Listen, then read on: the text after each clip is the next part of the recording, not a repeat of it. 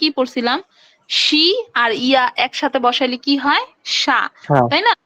একটু আগে হ্যাঁ পড়ছিলাম। তো সেম এই যে দেখেন ঈশার মধ্যেও আছে ঈশা, ঈশা হচ্ছে ডাক্তার।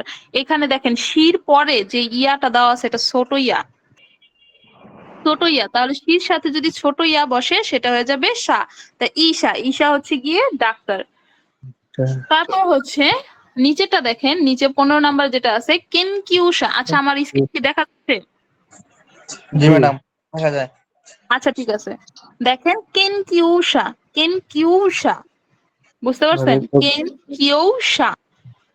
এইখানে দেখেন একটু আগে আমরা যুক্ত বর্ণ পড়লাম, কির সাথে যদি বড় কি কির সাথে যদি ইউ থাকে, ইয়ো বা যে ইয়া, ইউ বা ইয়ো, এই তিনটার একটা থাকে, তাহলে এটা কিভাবে উচ্চারণ হবে, কিয়া।